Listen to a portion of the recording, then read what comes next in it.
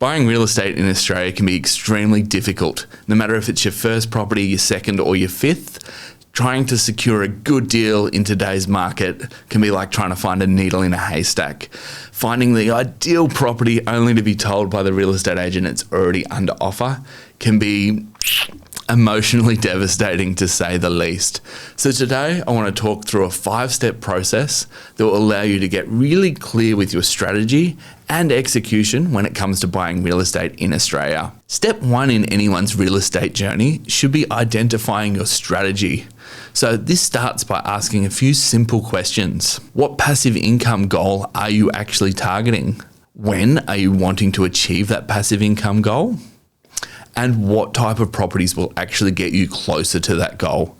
Answering these questions are fundamental in starting to build out your strategy. Now, it's easy to start pulling pie in the sky figures out of thin air and going, I want to create $1 million worth of passive income per year, but it's simply not realistic. And that's where creating a realistic strategy here is so important. Looking at your current financial situation, looking at what access to equity you have, and then designing your strategy around that really is crucial to get you heading in the right direction. Once you have your strategy laid out and you know what income you want to be generating at what moment into the future, and you know exactly what type of properties you need to be acquiring to make that happen, the next step is to work out how you're actually going to finance these purchases. And this is where you should be speaking to a financial broker that has experiences in setting up investment properties.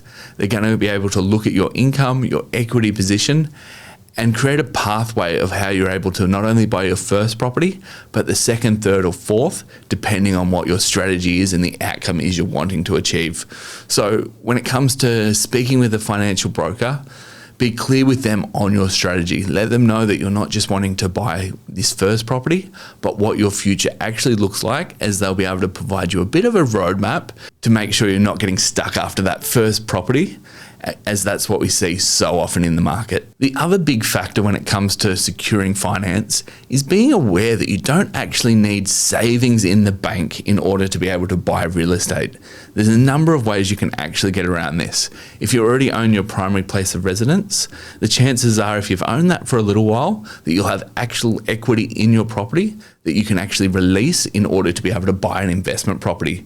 So just because you only have limited savings doesn't mean that you are actually excluded from buying real estate. So speak to your mortgage broker about how you can actually access that equity in order to secure an investment property. Now, quick little pro note here is talk to your broker about structuring. Many banks will recommend you cross-collateralized loans, and that means that your loan is secured against more than one property. Now, if your broker is versed in buying investment properties, he'll strongly recommend that you actually take out a secondary loan against your primary place or the property you're withdrawing equity from to be able to buy the next property. Now, there's a lot of pros for doing this, and have a chat to your broker about the best way to structure it. But be careful about cross-collateralizing properties, as it can make it really hard into the future as you go to borrow or refinance those properties. The other thing worth considering if you are a first home buyer or you don't already own real estate is, do you have a family member that can actually go guarantor on a loan?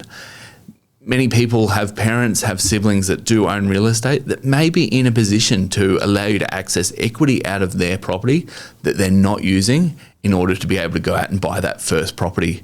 So consider other options if you don't have the savings there ready to go, as there is many different pathways to actually getting into the real estate market in Australia. Once you have a clear strategy in place and you know how you're going to be financing your purchases, the next step of the journey is to come up with an acquisition plan. Now, an acquisition plan is where you decide what type of property and where you should be buying.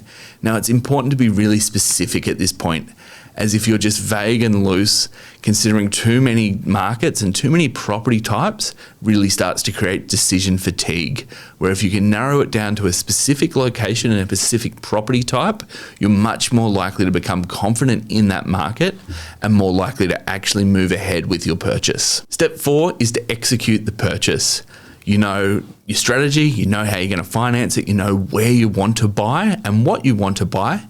Step 4 is pulling the trigger and actually buying the property you're looking for. Now, this really is the most stressful part of the journey. It's where I see so often buyers get decision fatigue and overwhelmed by the options in the marketplace. But by clearly defining step 1, 2, and 3 of this process will give you confidence to actually move forward. Now, actually executing on this step is really dictated by 3 big factors. The firstly is the speed. How quickly can you research and locate a property that actually suits your need? And speed is important because in the famous quote of Warren Buffett, time in the market beats timing the market. So being able to get into the market sooner rather than later, being able to do your research quickly and identify a good property fast is really important to be able to execute and buy smart. The second big factor is budget. So understanding your budget, understanding how much you can borrow from step 2 really will dictate your terms.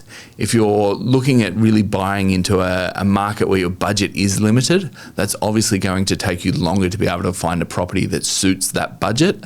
And that might leave you buying an inferior asset where you have the option to take that budget and buy into a different market that might actually perform better at that price point. The third big factor here is something that I've already alluded to, and that is confidence. You need confidence that what you are buying is the right asset. Like I said earlier, so many people get decision fatigue and overwhelmed with the options when they actually go out and start to buy property. And this is where having a professional in your corner that knows the market, that knows what represents a great buy, really can make all the difference. No different to the first time you rode a bike. You probably fell off, you're probably nervous, but by the time you've ridden a bike 1,000 times, your confidence is much, much higher. And this allows you to negotiate a far better deal and come across as the best possible buyer for that property. So being confident is a huge factor when it comes to actually purchasing your property.